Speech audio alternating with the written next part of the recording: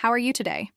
Are you unwinding at home, taking a peaceful stroll, or perhaps sipping on a warm cup of tea? Let me know where you're tuning in from. Now, settle in and get comfortable because today's story is about to take you on an emotional roller coaster. He leaned in, his lips pressing against mine in a slow, lingering farewell. Beside him, his suitcase stood tall, its weight almost mirroring the heaviness in the air. "I'll see you in a week," he said, his smile stretching just a little too long, an eerie pause that sent a ripple of unease through me. I lingered in the doorway, watching Scott stride down the driveway, slip into his car, and drive away. The crimson glow of his taillights slowly faded into the encroaching darkness, leaving behind a silence that felt far too loud. 7 days stretched before me, each second thick with anticipation. This was the length of time I was expected to spend alone while my husband attended a business conference in Seattle. This wasn't unusual. Scott was a corporate strategist, a frequent traveler who jetted off to distant cities, each trip carrying an undercurrent of expectation and the silent possibility of new connections. I had grown accustomed to the solitude that accompanied his absences. Yet this time, something felt different. A shadow of doubt lingered, refusing to be dismissed. Once, the house was swallowed by silence. I sank onto the couch, my gaze locked on the closed door. A weight settled in my chest, heavy, pressing, undeniable. I tried to push the feeling aside, but the unease clung to me. In an attempt to distract myself, I reached for my phone, my fingers gliding across the screen as I revisited our last conversation. "Flight's at 9:05 a.m. I'll text you once I land." A nagging thought refused to let go. Acting on impulse, I opened the airline app Scott frequently used and entered his flight details. Nothing. No matching records. My brows knit together. Maybe I had chosen the wrong airline? I tried another. The result was the same, no booking under his name. My pulse quickened. Scott was meticulous when it came to planning his flights.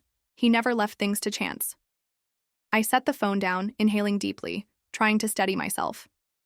Maybe he had switched airlines at the last moment, used a different booking platform I walked past the laundry room. Something caught my eye, a glint of blue in the corner. Scott's travel bag, neatly zipped, untouched. My breath hitched. That bag had been his loyal companion on every trip, housing all his essentials, his razor cologne chargers. But if he had truly left for a journey, why was it still here?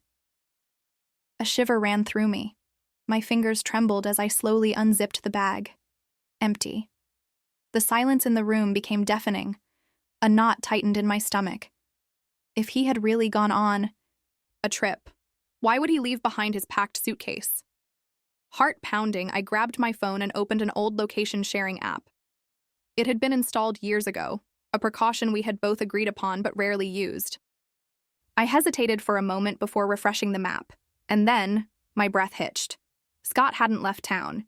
He wasn't at the airport. He wasn't on a plane. His location? The Willow Crest Hotel, just 10 miles away, a small, secluded hotel. Swallowed hard. 1,000 explanations fought for dominance in my mind. Maybe his flight had been delayed. Maybe he had stopped for a meeting. Maybe. But deep down, I already knew. My fingers curled tightly around my phone as the weight of reality pressed down on me. Scott had lied, and I needed to know why. I could have called him, demanded an explanation. But I knew he would only spin another story. I needed proof. I quickly accessed our shared financial account, one we both had access to but rarely checked. Scanning through recent transactions, my stomach twisted as the truth stared back at me. Willow Crest Hotel. Not once. Not twice. But repeatedly. And just like that, the illusion shattered. Transactions. And then a heavy weight settled in my stomach. The Willow Crest Hotel. A place where secrets whisper through the corridors, where shadows stretch long into the night, and where every moment hangs thick with anticipation. $310. The echoes of last night clung to the air, refusing to dissipate. The Willow Crest Hotel, where secrets are not just kept, but lived. Where every flicker of light in a window hints at a hidden story, and every closed door conceals an untold truth. 3:10. 14 days earlier. The Willow Crest Hotel, a sanctuary for the clandestine, a haven for the unknown. Here, secrets are not merely whispered, they seep into the very walls. 3:10, a month ago. This was a familiar scene. Scott had been planning this hotel stay for months. My vision blurred, my mind clouded by an encroaching haze. If he hadn't been away on business, then what about all those trips? The ones to Chicago, Miami, New York? Every destination, every alibi, nothing more than a carefully woven deception. And if his whereabouts had been a lie, then he had never been alone. The realization hit like a punch to the gut. My breath caught, the weight of suspicion crushing against my ribs. Thoughts swirled in a relentless, dizzying spiral. My fingers trembled as I scrolled through Scott's call history, each entry a breadcrumb leading to the truth. One number appeared over and over again, lurking in the shadows like a phantom, unlisted. No name recorded. I copied it, hesitated for a heartbeat, then sent a message to my best friend, Holly. Would you be willing to help me with something? Dial this number. Say nothing. Just listen. Seconds passed like hours. Then her reply came. A woman answered. She whispered, "Hey, babe, are you there?" A cold wave of nausea rolled through me. My lungs seized. My heartbeat thundered in my ears. Young woman, murmuring sweetly, calling my husband babe. I had all the evidence I needed. And yet, a deeper, more primal urge overtook me. I had to see it for myself. As dawn broke, I found myself parked outside the Willow Crest Hotel, swallowed by the stillness of the morning. Scott's black Audi was there, silent yet screaming. The truth. He had never left town. My fingers curled around the steering wheel, knuckles whitening. For a fleeting second, I considered driving away, pretending I knew nothing. Pretending I hadn't seen the signs, but that wasn't how this story was going to end. I stepped out of the car. My footsteps echoed softly as I pushed through the lobby doors. The receptionist barely glanced up, her fingers tapping at a keyboard. "Hi. I was wondering if you could help me," I said, my voice steady despite the turmoil inside. "I believe my husband stayed here last night." She hesitated, then typed something in. The quiet hum of the computer filled the air. Room 214. Should I have her call up? Announce my presence? No. I forced a tight smile. That won't be necessary. The elevator ride was suffocating. Each passing floor stretched time unbearably thin. Then, the soft chime. The doors groaned open, and I stood before room 214. I raised, my fist ready to knock, but before I could, the door creaked open on its own. My breath hitched. My heart slammed against my ribs. A woman stood in the doorway, familiar, too familiar, Michelle, the woman who had been tending my home, preparing my meals. Offering me warm smiles every morning, my stomach twisted into a tight knot. I staggered back as the reality of her presence settled over me like a suffocating fog. She stood there, draped in a silk robe, her dark waves cascading over her shoulders with effortless elegance. Her lips parted, her face shifting from surprise to something else. Guilt. Her eyes widened, a flicker of disbelief flashing across them. "Sarah," she whispered, the word barely a breath. My throat tightened. My voice felt trapped beneath the weight of betrayal. "What are you doing here?" Michelle swallowed, her fingers gripping the edge of the door. I have a reason for this." I stepped past her, the air in the room thick with something unspoken. The bed lay in disarray, sheets tangled. A familiar shirt draped over a chair, a shirt that belonged to Scott. The truth settled in, heavy and merciless, unraveling everything I thought I knew. Slowly, I turned to face her. "Where is he?" She hesitated, uncertainty flickering in her expression. Then, barely above a whisper, "He left just before sunrise." I tightened my grip, feeling the weight of the moment pressing down on me. The silence in the room was suffocating, thick with tension. How much longer? The stillness stretched until, in a whisper barely louder than a breath, she murmured, almost a year. I staggered back, my hand instinctively clutching my chest. A whole year, 365 days, each moment laden with deceit. Every business trip, every late-night excuse, they all hung in the air like an oppressive fog, suffused with words never spoken and emotions left unresolved.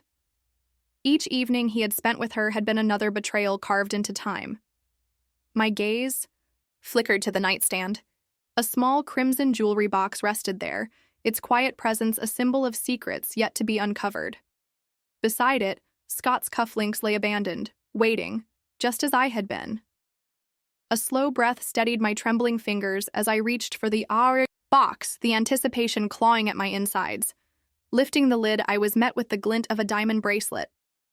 Its shimmer was mesmerizing, but its meaning was devastating. A gift for her. A wave of nausea threatened to consume me. This was more than a fleeting affair. Scott hadn't just been unfaithful. He had invested in her, in their hidden world. My heart pounded in my chest as I turned to Michelle. She lowered her gaze, shame flickering in her eyes. I inhaled deeply, the weight of the moment settling around me. My fury didn't explode. It froze, cold and sharp, like a blade pressed against my skin. She hesitated, then slowly nodded. The air thickened with anticipation as she found her voice. It started last year. At first, he was just kind. He asked about my life, my family. He admired my dedication, my hard work. I thought he was simply being a good employer. Her breath hitched as she continued. Then the gifts started coming, small at first. Extra cash, a designer scarf, expensive perfumes. I tried to refuse, but he wouldn't take no for an answer. A knot tightened in my stomach. I could see it unfolding now. Scott, charming, persuasive, calculated. Her voice wavered. One day, he told me how he felt. I was shocked. I told him, I wasn't interested, that I was loyal to you. But he only laughed.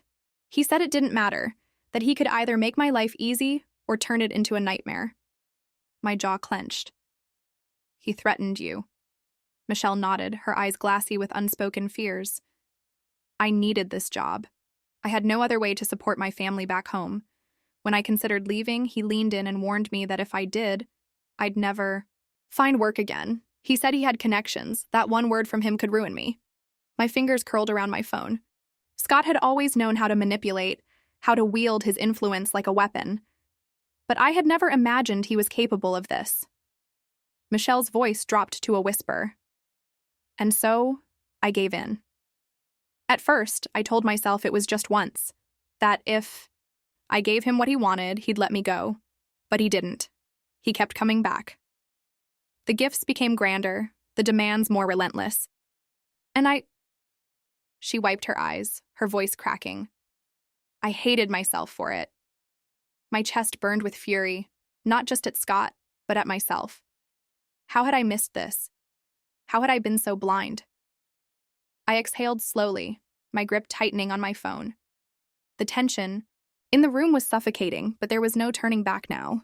The truth was unraveling, and with it, the calm before the storm was about to shatter. Oblivious, she exhaled slowly, the tension in the air thick and suffocating. The weight of last night still clung to her like a shadow. He had handed her the bracelet, his voice steady yet final. It's over, he had declared. Blessing gave a slow, deliberate nod, her expression unreadable. He claimed he wanted to mend things with her, that whatever this was, this deception, this game, had come to an end. A bitter laugh escaped her lips, as if he could just walk away, as if everything could return to the way it was. Angela's fingers tightened around her phone, a subtle but growing tension building within her. Lucas had spent an entire year weaving a web of lies, manipulation, and deceit. Now, he thought he could simply turn his back and walk away unscathed. Not this time. Has he reached out to you? Anything suspicious? Angela's voice was barely above a whisper, the weight of her question heavy in the air. Blessing nodded, her movements slow and deliberate. Not directly, he's been careful, but he did send messages, quite a few. Angela's heart pounded. Do you still have them? Blessing hesitated, then reached for her phone on the nightstand. Uncertainty flickered across her face before she finally handed it over. Angela scrolled through the messages, her stomach tightening with each word. Lucas, I miss you already. I can't wait to see you tonight. Lucas, you belong to me, you know that, don't you? Lucas, if you ever breathe a word of this to Angela, you'll regret it. Angela drew in a slow breath, her heart hammering. There it was, the proof she had been searching for. The final, undeniable confirmation of his betrayal. She lifted her gaze, locking eyes with Blessing. I wasn't going to let him continue deceiving me. Blessing's eyes widened slightly, anticipation flashing within them. What do you mean? Angela pressed a button, silencing the recording she had just made of the messages. Her fingers lingered on the device before she slipped it into her pocket. He thinks he can control people, manipulate their trust, and walk away without consequence. But we're going to make sure the truth comes to light. A smirk played on Angela's lips, a fire igniting within her that had long been dormant. First, we expose him. The messages, the financial records, everything. Then, I file for divorce. He will have to face the consequences of every lie, every deceitful word. Blessing held her gaze for a long moment before finally nodding. I want to help. Angela's smile deepened. Good, Lucas needs to understand. He'll never get the chance to do this to anyone else again. As she stepped out of the hotel room, a strange sense of relief washed over her. Every step echoed with the weight she had finally shed. The pain lingered, a raw, unhealed wound. But something else was stirring inside her, a sense of purpose, a force that could no longer be ignored. Lucas had shattered the fragile bond of trust she once held dear. Now she was ready to dismantle everything he valued. I glanced at Blessing before shifting my gaze back to my phone. The truth was out in the open. Lucas remained blissfully unaware that the empire of lies he had built was moments away from collapsing. I inhaled deeply, a peculiar calm settling over me. This wasn't just the end of my marriage, it was the beginning of something far greater. What would you have done in my place? Share your thoughts in the comments. If this story gripped you, don't forget to like, share, and subscribe for more powerful narratives.